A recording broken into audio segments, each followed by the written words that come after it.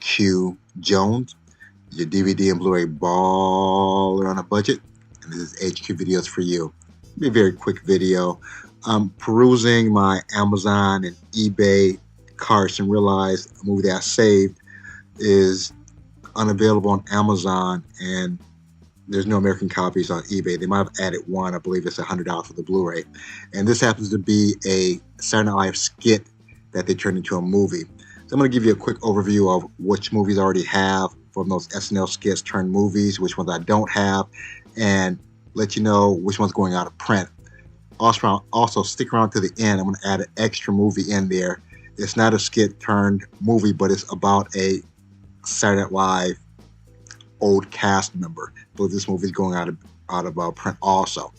So without further ado, sit back, relax, have a drink of a smoke, and I'll catch you on the other end of the video. Make sure you stick around to the very end to see what that last movie is that I believe is going out of print.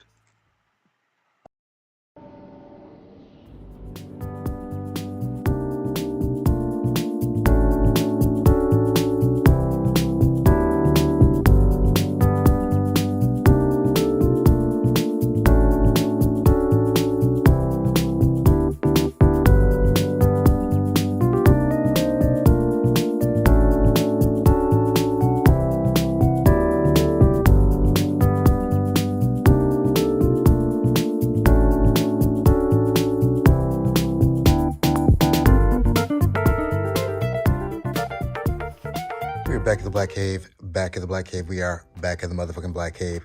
Just give you a real quick overview of my Saturday Night Live skits turned movies, my collections, the ones I do have, the ones I don't have. But to kick it off, we have, move this up a little bit. There we go.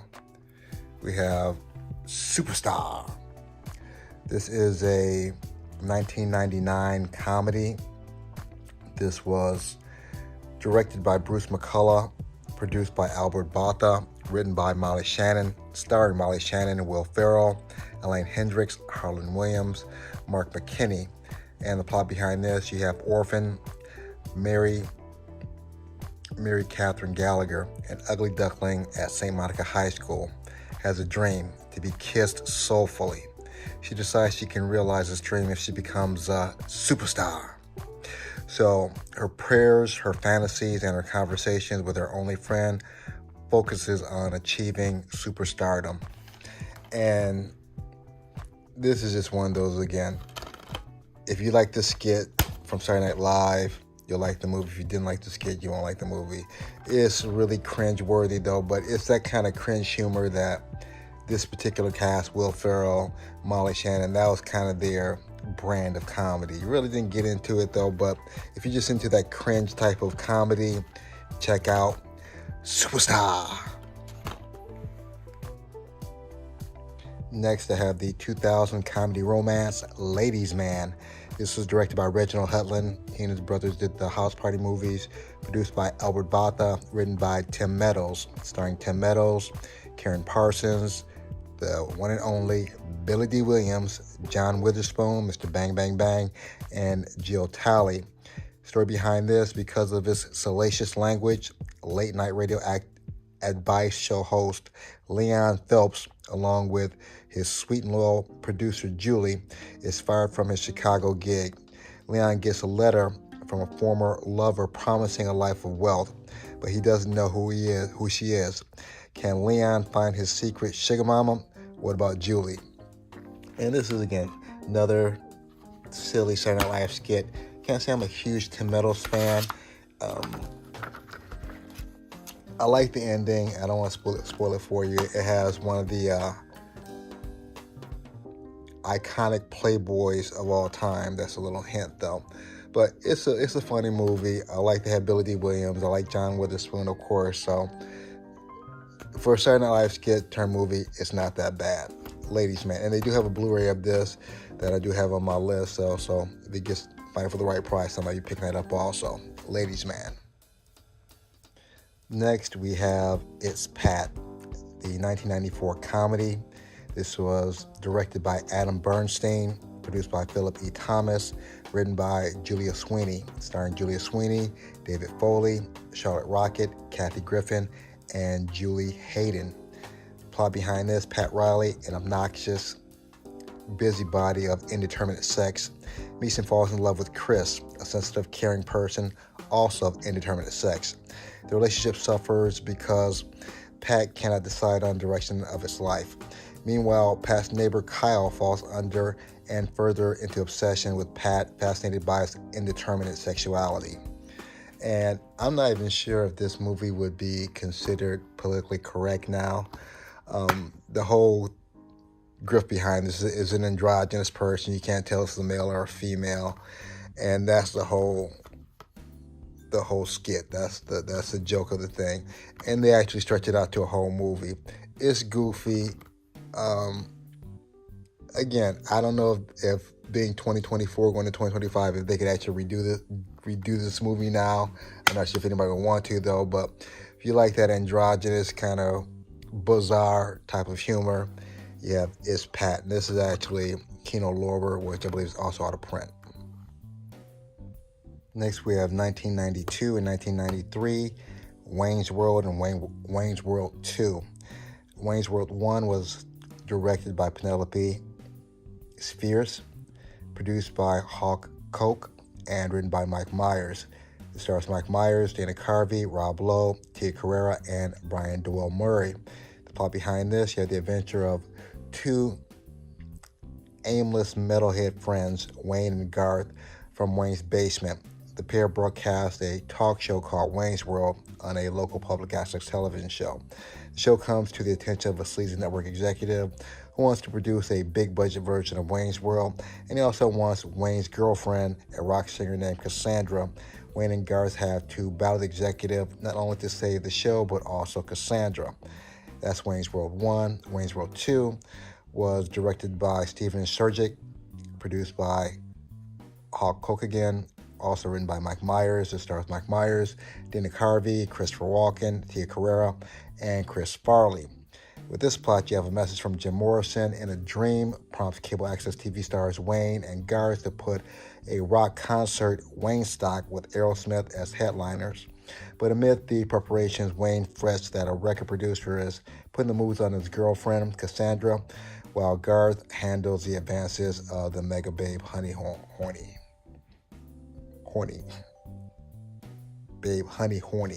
Sorry.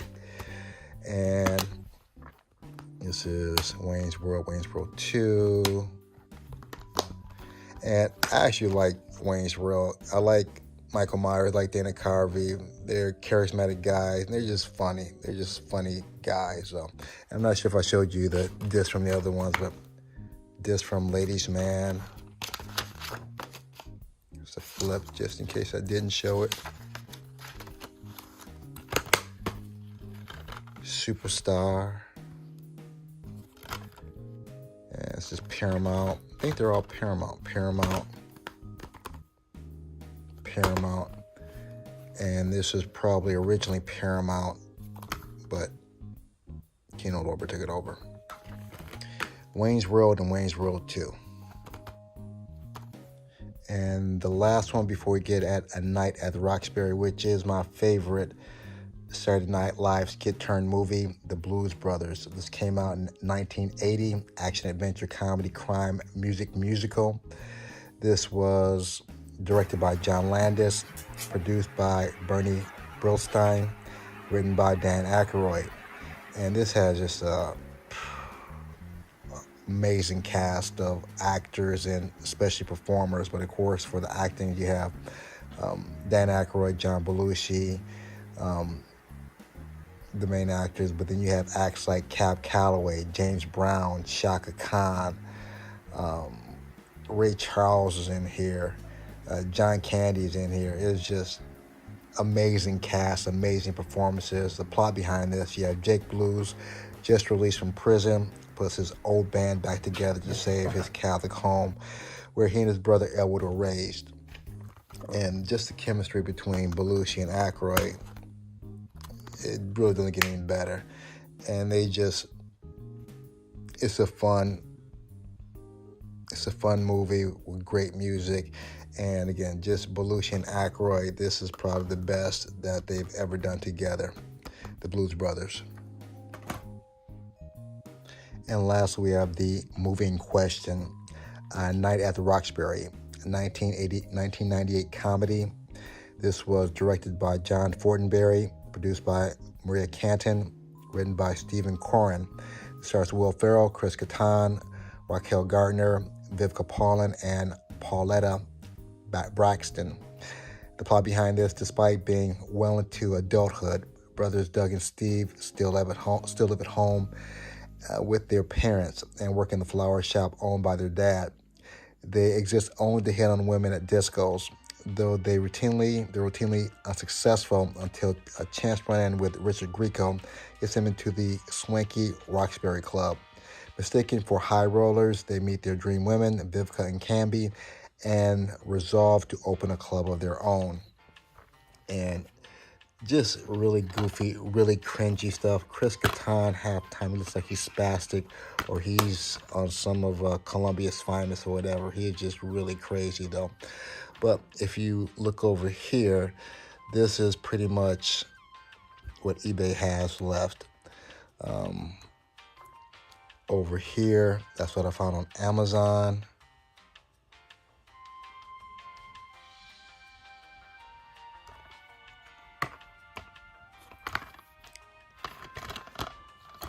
A Night at the Roxbury.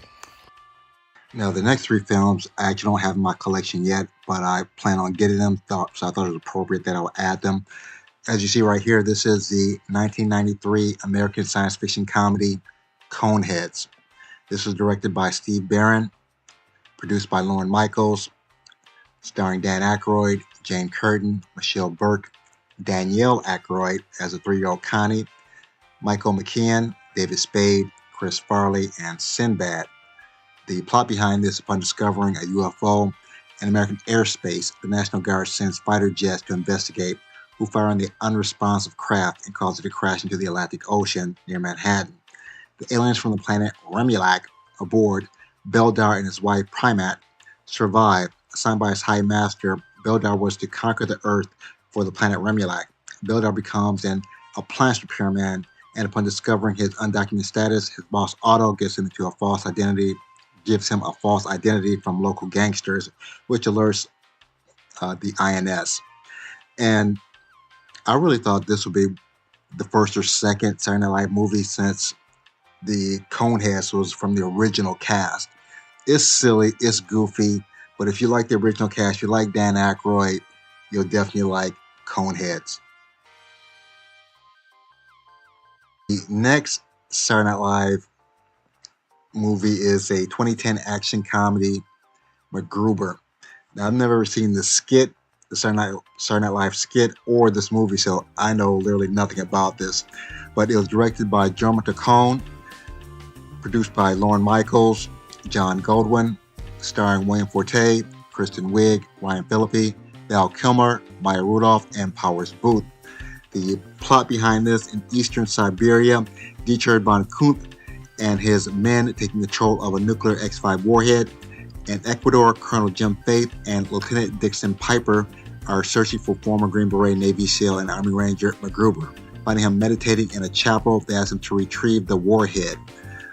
Again, I don't know if this is funny. I'm not familiar with the skit, but because of Saturday Night Live, if I see it, I'll probably pick it up. McGruber. My last pick is the 1995 American comedy Stuart Saves His Family, directed by the late Harold Ramis, starring the former Senator Al Franken, Laura San Giacomo, Vincent D'Onofrio, Shirley Knight, and Harris Yulin. The plot behind this: Stuart Smalley, the disciple of the 12-step program, is challenged by life's injustices. He loses his public access cable television show, must beg his manipulative, overbearing boss for his job back, rehabilitate his alcoholic father and drug-abusing brother, and support his overweight mother and sister in their lack of ability in handling their relationships with their husbands. Stuart is supported by his 12-step sponsors as he regresses to his negative behaviors each time he faces these challenges. And this is really deadpan type of flat humor, very smart humor. If you like Al Franken, if you know this type of humor, it's deadpan humor. So very quirky though, but I like it, and hopefully I'll be finding the DVD soon. Stuart saves his family.